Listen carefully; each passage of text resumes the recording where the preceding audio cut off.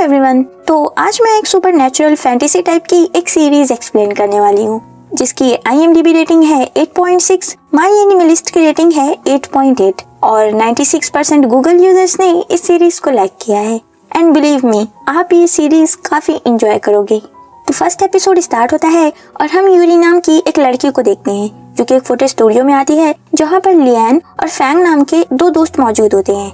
Lian phone use कर रहा था और वो यूरी को देखकर कहता है, ये लो, फिर से आ गई हमारी लैंडलॉर्ड, फोटो काउंटर पर रखो और निकलो यहाँ से।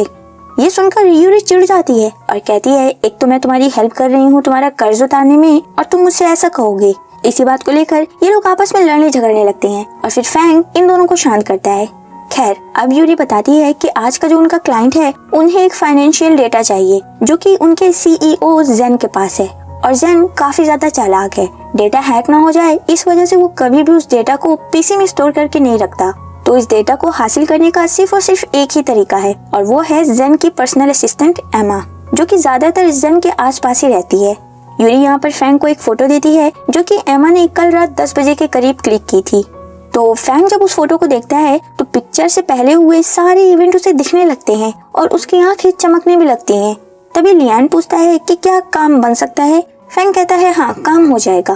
अब रात को 10 बजे ये दोनों स्टूडियो में बैठे होते हैं और काम शुरू करने से पहले फैंग कहता है, तुम्हारे पास सिर्फ 12 घंटे हैं, मेरी बात सुनना और कुछ भी चेंज करने की कोशिश बिल्कुल मत करना। जी हाँ, फैंग किसी भी फोटो के 12 घंटे पहले या फिर बाद के ही इवेंट देख सकता है और वहीं पर लियान भी किसी फोटो में सिर्फ और सिर्फ 12 घंटे तक ही टिक सकता है। इस पर लियान कहता है, अब चलो भी, तुमने मुझे ये हजारों बार समझाया है, तो चलो काम शुरू करें। ये दोनों एक दूसरे को हाई फाई देते हैं जिससे लियान फोटो के अंदर फोटोग्राफर की बॉडी में पहुंच जाता है, मतलब एमा की बॉडी में। तो यहाँ पर मैं आपको थोड़ा सा इनकी पावर्स के बारे में समझा देती हूँ कि आखिर ये काम कैसे करती है। तो असल में इनकी पावर काम करती है हाई फाई देने से। जी हाँ, जैसे ही ये दोनों आपस में हाई फाई करते हैं, लियान जो है वो फोटो के अंदर पहुंच जाता है और यहाँ पर जो हमारा फैंग है उसकी ये पावर होती है कि वो फोटो को देखकर पूरी टाइमलाइन ही देख सकता है, मतलब आगे कौन कौन से इवेंट किस तरह से हुए हैं। अब देखिए, लियान जो है वो फोटो के अंदर तो पहुंच जाता है लेकिन आगे क्या होने वाला है उसे कुछ भी आइडिया नहीं होता। तो यहाँ पर ही फैंग की पावर काम आती है। वो लियान को गाइड करता है कि आगे क्या क्या करना है जिससे उनका काम निकाला है और टाइमलाइन में किसी भी तरह के कुछ भी चेंजेस ना हो, जिससे कि पास्ट या फ्यूचर चेंज ना हो सके। और एक बात और, जब ये दोनों ये सारा काम कर रहे होते हैं तो ये दोनों आपस में एक दूसरे से कनेक्टेड होते हैं, मतलब बातचीत करते रहते हैं। तो अगर अभी भी आपको कुछ समझ में नहीं आया है तो कोई दिक्कत की बात नहीं है, ये सिर्फ फर्स्ट एपिसोड है, आगे आपको सारी चीजें क्लियर हो जाएंगी। Back to the story. Lian अब एमा की बॉडी में था, रात का समय था और एमा अकेली ऑफिस में थी। यहाँ पर अचानक से जेन एमा को अपने ऑफिस में बुलाते हैं और कहते हैं कि मुझे पता है कि तुम कितना स्ट्रगल कर रही हो, मैं तुम्हारा स्ट्रगल थोड़ा कम कर सकता हूँ। ये सब बोलकर जेन एमा को यहाँ पर हैरेस करने की कोशिश करते हैं, लेकिन उसी टाइम एमा की मॉम का कॉल आ जाता है जिससे एमा बच जाती है। तो यहाँ पर एमा अपनी मॉम से कुछ बातें करती है और फिर जेन ये कहकर चले जाते हैं कि कल 9 बजे मीटिंग है और तुम सारा मटेरियल रेडी करके ही ऑफिस से जाना। अब एमा को काम करते करते काफी ज्यादा लेट हो जाता है और वो घर काफी देर से पहुंचती है। एमा घर पहुंचकर अपने बेड पर लेटी ही हुई थी कि तभी उसके फोन पर किसी का मैसेज आता है। लियान जो कि इस समय पर एमा की बॉडी में है, वो कहता है, आखिर अब इतनी रात को कौन है। फैंग यहाँ पर उसे सलाह देता है कि मैसेज मत देखना और चुपचाप सो जाओ। अब इसके बाद लियान की भी आंख लग जाती है और तभी उसे एक ड्रीम आता है जिसमें वो अपने पेरेंट्स के साथ बैठकर स्प्रिंग रोल एंजॉय कर रहा है। लेकिन फिर अचानक से ही उसके पेरेंट्स कहीं गायब हो जाते हैं जिससे उसकी आंख खुल जाती है। तो यहाँ पर आपको एक बात और समझनी होगी, लियान जिस बंदे की भी बॉडी में जाता है उसकी सारी मेमोरीज और फीलिंग्स सब कुछ वो इनहेरिट कर लेता है, मतलब वो उस बंदे के हर एक इमोशन को वो भी महसूस कर सकता है। तो आंख खुलने के बाद लियान से रहा नहीं जाता और वो मैसेज को पढ़ ही लेता है। दरअसल ये मैसेज एमा की मॉम का था जिसमें लिखा था कि बेटा, क्या तुम ठीक हो? मुझे तुम्हारी फिक्र होती है कि तुम ठीक से खा रही हो, सो रही हो या नहीं। मुझे माफ करना, हमारी वजह से तुम्हें ये सब झेलना पड़ रहा है। ये मैसेज रीड करने के बाद लियान काफी ज्यादा इमोशनल हो जाता है और इसी के साथ सीन कट हो जाता है। अब अगले दिन मीटिंग स्टार्ट होती है और लियान फैंग से पूछता है कि जेन ने अपना लैपटॉप ओपन कर रखा है, मुझे कब मौका मिलेगा। फैंग कहता है, अभी नहीं, थोड़ा वेट करो। थोड़ी देर बाद फैंग लियान से कहता है कि कॉफी जेन के ऊपर गिरा दो। कॉफी गिराने के बाद लियान उसे क्लीन करने के बहाने से जेन के पास जाता है और वो डेटा देखने ही वाला था कि तभी ऑफिस में जेन की वाइफ आ जाती है और वो एमा पर चिल्लाने लगती है कि अच्छा तो यही है वो लड़की जिसके साथ तुम आजकल कुछ ज्यादा ही टाइम स्पेंड कर रहे हो। जेन की वाइफ यहाँ पर कुछ ज्यादा ही आगे बढ़ जाती है और वो एमा के पेरेंट्स को गलत सलत बोलने लगती है। अब एमा के अंदर तो लियान था, तो उसे ये सुनकर काफी ज्यादा गुस्सा आता है और वो जेन की वाइफ को मारने ही वाला था कि तभी फैंग उसे शांत कर देता है। लेकिन यहाँ पर जेन की वाइफ ही उल्टा एमा को थप्पड़ मार देती है, जिससे लैपटॉप नीचे गिर जाता है और पूरा का पूरा डेटा लियान के सामने होता है। अब जबकि लियान और फैंग आपस में जुड़े हुए थे तो फैंग भी वो डेटा देख पा रहा था और जल्दी से फैंग अपने फोन में उस डेटा को कॉपी कर लेता है और इस तरह से इनका काम यहीं पर खत्म हो जाता है। तो अब अगली सीन में हम लोग देख पाते हैं कि जेन और उसके पार्टनर को अरेस्ट कर लिया जाता है उसी डेटा की हेल्प से और यहाँ पर हमें पता चलता है कि असल में जेन किसी तरह का फ्रॉड चला रहा था। खैर, जेन के अरेस्ट होने के बाद एमा की जॉब भी चली जाती है और जबकि एमा जेन की पर्सनल असिस्टेंट थी तो उसके करियर पर भी एक दाग लग चुका था और अब उसे इस फील्ड में जॉब मिलना काफी मुश्किल होगा। बेचारी एमा बिल्कुल निराश और दुखी होकर घर आती है और देखती है कि उसके टेबल पर फ्रेश स्प्रिंग रोल रखे हुए थे और बेड पर कुछ नए कपड़े। जब एमा अपना फोन चेक करती है तो वो देखती है कि उसने अपनी मॉम को कल रात मैसेज किया था, मॉम आई मिस यू। दरअसल कल रात ये मैसेज एमा ने नहीं बल्कि एमा की बॉडी के अंदर मौजूद लियान ने किया था। जैसा कि मैंने आपको बताया था कि लियान जिस भी बंदे की बॉडी में एंटर करता है वो उनके सारे इमोशंस को फील कर सकता है। वही यहाँ पर हुआ। एमा की बॉडी में एंटर होते ही वो उसकी होम सिकनेस को फील करने लगा और उससे रहा नहीं गया और उसने मैसेज का रिप्लाई कर दिया। एमा मैसेज देखकर बिल्कुल इमोशनल हो जाती है और वो अपने पेरेंट्स के पास कॉल करती है। तो दरअसल ये स्प्रिंग रोल उसकी मॉम ने ही आकर बनाए थे। दरअसल एमा का मैसेज पढ़ने के बाद उनसे रहा नहीं गया, इसलिए वो चली आई और वो एमा को परेशान नहीं करना चाहती थी, इसलिए बिना मिले ही वापस जा रही थी। एमा कहती है कहीं मत जाइएगा, जहाँ है वहीं रहिए, मैं आ रही हूँ। एमा जल्दबाजी में सबवे से बाहर निकल ही रही होती है कि तभी वो एक बंदे से टकरा जाती है और वो बंदा कहता है कि लगता है कि तुम काफी जल्दबाजी में हो, अगर ऐसा है तो मैं तुम्हें लिफ्ट दे सकता हूँ। अब एमा तो सच में जल्दबाजी में थी, इसलिए वो उस बंदे का ये ऑफर एक्सेप्ट कर लेती है। अब हम अगली सीन में फैंग और लियान को एक साथ बैठते हुए देख पाती हैं और यहाँ पर लियान कहता है कि मुझे जानना है कि एमा अब अपनी लाइफ में कैसा कर रही है। फैंग को उस पर थोड़ा शक होता है और वो पूछता है कि कहीं तुमने कुछ चेंज करने की कोशिश तो नहीं की। लियान कहता है अरे कैसी बात कर रहे हो, मैंने ऐसा कुछ भी नहीं किया है। फिर फैंग कहता है मैंने कहा था ना फ्यूचर के बारे में कभी मत पूछना, कभी भी नहीं। लियान कहता है अच्छा ठीक है। और तभी वहाँ पर यूरी आ जाती है एक नया केस लेकर और लियान उसके पास चला जाता है। वहीं फैंग अपनी जगह पर बैठा ही हुआ था कि तभी वो अपने फोन में एक न्यूज देखता है कि कल रात ही रिवर में एक लड़की की लाश मिली है जिसका नाम एमा है।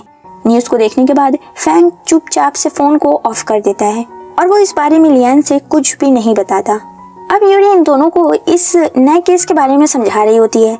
तो ये केस है दो दोस्तों का जो कि पिछले 10 साल से एक रेस्टोरेंट एक साथ चलाया करती थी। इनका नाम होता है यूशिया और लिनशन। लिनशन किचन मैनेज करती थी तो वहीं यूशिया फ्रंट मैनेजमेंट। लेकिन एक दिन किसी बात पर इन दोनों की बहस हो जाती है जिसके बाद ये दोनों अपने अलग अलग रास्ते चुन लेती हैं।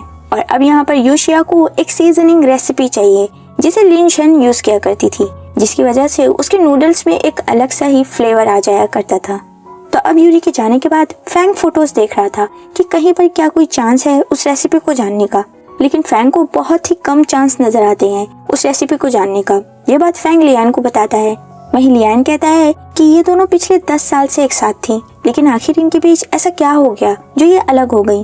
आगे वो कहता है हे फैंग, अगर कभी हमारे बीच भी ऐसा कुछ हुआ तो क्या हमारी दोस्ती भी इसी तरह से टूट जाएगी। ये सवाल पूछने के बाद लियान अपने चाइल्डिश मूड में चला जाता है और कहता है हे, अगर तुमने ऐसा कुछ करने की कोशिश की ना तो मैंने तुम्हारा मुंह तोड़ देना है। खैर, अब ये दोनों अपना काम शुरू करते हैं और लियान फोटो के अंदर था और आज रेस्टोरेंट की ओपनिंग थी जिस वजह से ये दोनों काफी ज्यादा थक गई थी। अब लिनशन दोनों के लिए नूडल्स बना रही थी। तभी लियान वहाँ पर खड़ा हो जाता है और हर एक इंग्रेडिएंट्स को बिल्कुल अच्छे से देखता है। फिर लिनशन फ्रिज से एक लास्ट इंग्रेडिएंट निकालती है जिस पर लियान पूछता है कि ये क्या है। इस पर लिनशन उसे कहती है कि तुम ऐसा पूछ रही हो जैसे तुम्हें पता नहीं हो। तभी सेम टाइम पर एक बंदा आ जाता है कुछ सामान डिलीवर करने के लिए, जिसकी वजह से लियान को जाना पड़ता है। और जब वो वापस लौटता है तो नूडल्स बनकर तैयार हो चुके थे। तो अब लियान एक के बाद एक बहुत सारी फोटोज के अंदर जाता है और उस रेसिपी के बारे में पता करने की कोशिश करता है, लेकिन इनकी सारी कोशिश नाकाम हो रही थी और इन्हें उस रेसिपी के बारे में कुछ भी नहीं पता चलता। खैर, अब यूरी यूशिया से मिलकर उन्हें बता देती है कि ये काम कितना ज्यादा मुश्किल है, उन्हें कुछ भी पता नहीं चल पा रहा है। अब हम अगली सीन में देखते हैं कि फैंग यूशिया और लिनशन की एक साथ ली हुई उस आखिरी फोटो को बार बार देख रहा था। दरअसल ये फोटो उसी दिन की है जब इन दोनों के बीच में लड़ाई हुई थी। इस पर लियान फैंग से कहता है कि तुम इस फोटो को कितनी बार देख चुके हो। फैंग कहता है हाँ, पर इस फोटो से भी उन्हें कुछ नहीं मिलने वाला। लियान कहता है चलो एक बार ट्राई कर लेते हैं। और अब लियान उसी फोटो के अंदर था और यहाँ पर वो काफी ज्यादा हैरान होता है क्योंकि इस लास्ट फोटो को यूशिया ने नहीं बल्कि लिनशन ने लिया था। इसका मतलब इस समय लियान लिनशन की बॉडी के अंदर है। इससे पहले लियान जितनी बार भी फोटो के अंदर गया है वो यूशिया की बॉडी में था क्योंकि सारी की सारी फोटो ज्यादातर यूशिया ने ही क्लिक की थी, लेकिन ये एक लास्ट तस्वीर को खुद लिनशन ने क्लिक की थी। खैर बैक टू द स्टोरी। लिनशन फोटो क्लिक करने के बाद वहाँ से जाने लगती है। तभी यूशिया उसे रोकती है और कहती है कि तुम्हारे बिना ये रेस्टोरेंट कुछ भी नहीं है। यहाँ पर लिनशन उसे साफ कह देती है कि अब ये रेस्टोरेंट पहले जैसा नहीं है। असल में लिनशन का हमेशा से यही था कि वो दोनों अच्छा खाना लोगों को सर्व करेंगे। लिनशन के अंदर कुकिंग को लेकर एक पैशन होता है, लेकिन वहीं अब यूशिया बिजनेस को बढ़ाने पर फोकस कर रही होती है, जिस वजह से दोनों के बीच में कन्फ्लिक्ट क्रिएट हो जाता है। अब लियान वहाँ से निकलकर टैक्सी में बैठ जाता है और फिर वो लिनशन का फोन चेक करता है ताकि उसे रेसिपी का कुछ पता चल सके, लेकिन उसे कुछ भी नहीं मिलता। जिसके बाद फैंग लियान को वापस आने को कहता है क्योंकि इसके बाद लिनशन घर जाकर पूरी रात सिर्फ रोने वाली थी। अब वापस लौटने से पहले लियान एक बार लिनशन का बैग चेक कर लेता है जिसमें उसे शियांगजोंग नाम की जगह की बहुत सारी टिकट्स मिलती हैं। टैक्सी का ड्राइवर उसे बताता है कि ये जगह तो बहुत खूबसूरत है, वहाँ पर बहुत सारे पेड़ हैं जिनमें एक खास किस्म का फूल उगता है जिसे फ्रेग्रेंट फ्लावर कहते हैं और उस फ्लावर से काफी अच्छी स्मेल आती है। फैंग फौरन से उन फ्लावर्स के बारे में सर्च करता है और तब उसे पता चलता है कि लोकल्स उस फ्लावर को ग्राइंड करके सीजनिंग पाउडर की तरह यूज करते हैं। सो फाइनली इन्हें वो रेसिपी मिल गई। अब नेक्स्ट सीन में हम यूरी को देखते हैं जो कि यूशिया से मिलकर उन्हें बताती है कि शायद लिनशन की वो secret seasoning recipe fragrant flower है। फ्लावर का नाम सुनते ही यूशिया रोने लग जाती है और कहती है हाँ यही तो है वो रेसिपी। अब सीन वापस से इन दोनों लड़कों की तरफ शिफ्ट होता है। फैंग सारी फोटोज समेट रहा था उन्हें लौटाने के लिए और तभी इन्हें एक फोटो मिलती है जो कि डॉर्मेट्री में ले गई थी।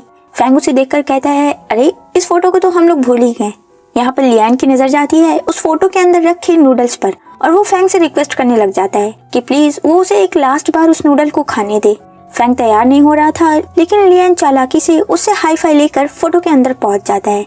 अब लियान फैंग की मर्जी के बिना अंदर चला तो गया था, लेकिन उसे कोई भी अंदाजा नहीं था कि आगे उसे रिस्पॉन्स किस तरह से करना है, क्योंकि फैंग ही तो उसे गाइड किया करता था। खैर अब लियान नूडल्स को खाने स्टार्ट करने ही वाला था, तभी यूशिया उसे रोक लेती है और कहती है रुको, मेरी माँ ने मुझे एक सीजनिंग पाउडर दिया है जिसे खाने के ऊपर डालने से उसका टेस्ट बढ़ जाता है। जी हाँ, शियांगजोंग यूशिया का ही होम टाउन है। इसका मतलब जिस रेसिपी के पीछे यूशिया भाग रही थी वो उसी की रेसिपी थी।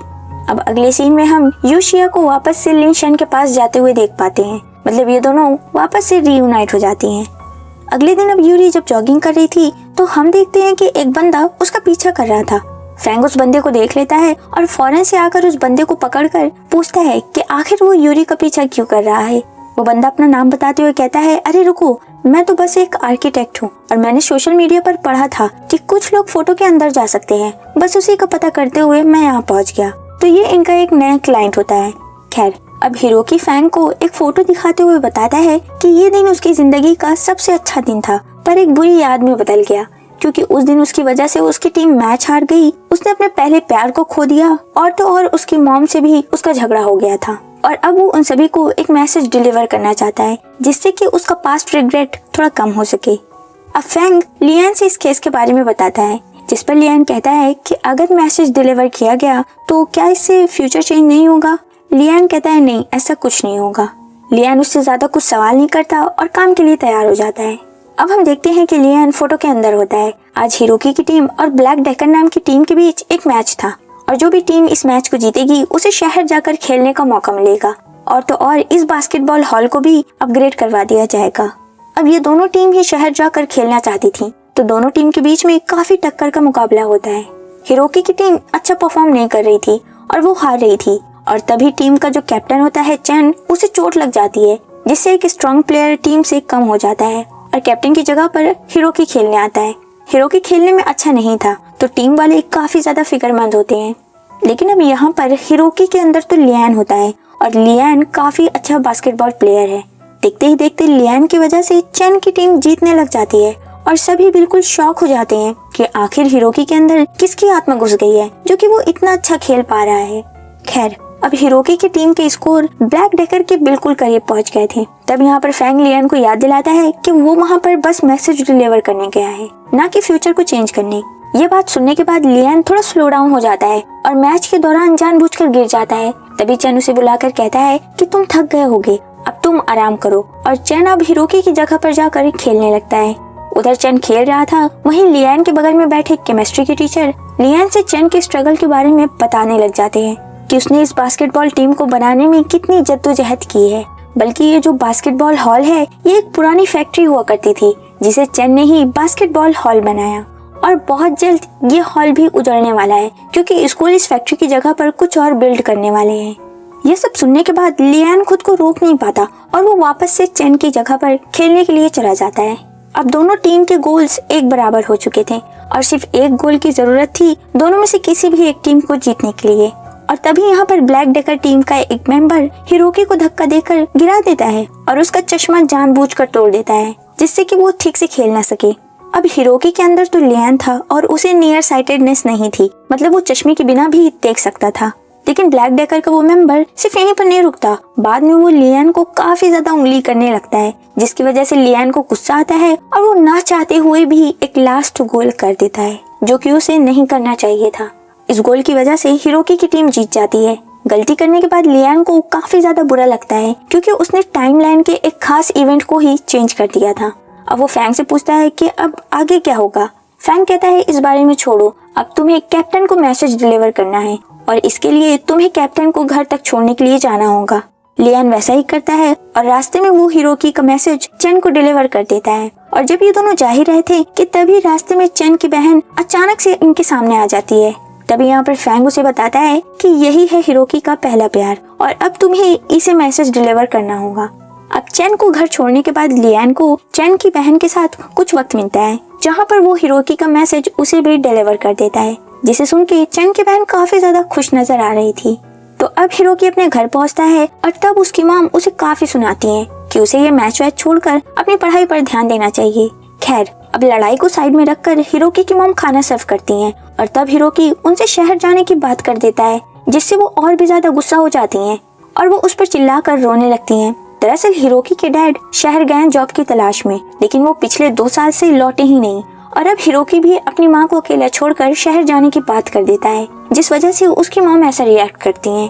हिरोकी की मॉम रो ही रही थी, तभी फैंग लियान से मैसेज डिलीवर करने को कहता है।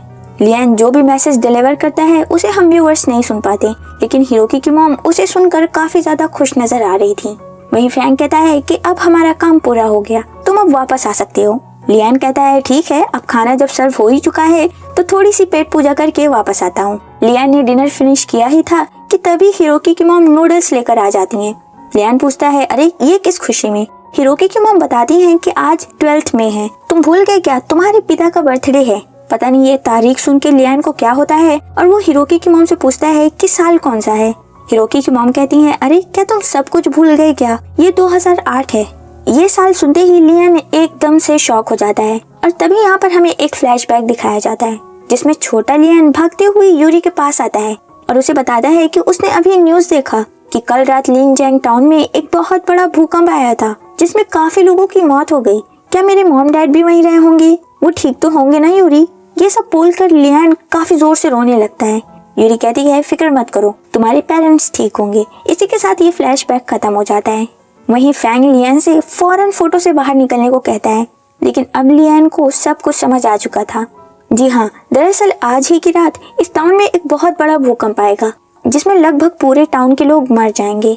लियान कहता है अब मुझे समझ आ गया, मुझे पहले से ही अजीब लग रहा था। दरअसल अगर लियान थोड़ा सा भी कभी टाइमलाइन में कुछ चेंज कर दे तो फैंग उस पर बरस पड़ता था, लेकिन आज जब लियान ने इतना बड़ा चेंज कर दिया था टीम को जिताकर, तब फैंग ने उसे ज्यादा कुछ नहीं कहा। एक्चुअल में वो लोग मैच जीते या ना जीते, हिरोकी अपना लव कन्फेस करे या ना करे और उसकी मॉम से उसका पैचअप हो या ना हो, इन सब का फ्यूचर पर कुछ भी असर नहीं होगा क्योंकि हिरोकी को छोड़कर ये सभी लोग मर चुके हैं तो इनका तो कोई फ्यूचर ही नहीं है ना। लियन फौरन ही हिरोकी के घर से निकलता है सभी को आगाह करने के लिए। तभी फैंग उससे कहता है कि रुक जाओ, मौत एक ऐसी कड़ी है जिसे हम पार नहीं कर सकते। तुम जितनी भी कोशिश कर लो उनकी किस्मत नहीं बदली जा सकती, बल्कि इसका प्रभाव हमारी जिंदगी पर हो सकता है। जो जिंदगी हम अभी जी रहे हैं वो गायब हो सकती है। इसी के साथ 4th एपिसोड यहीं पर खत्म हो जाता है। तो बाकी के एपिसोड्स नेक्स्ट वीडियो में। आई होप आपको वीडियो पसंद आई होगी। अगर पसंद आ गई होगी तो लाइक, कमेंट, शेयर और सब्सक्राइब कर दीजिएगा। मिलते हैं आपसे नेक्स्ट वीडियो में। Thanks for watching, bye bye.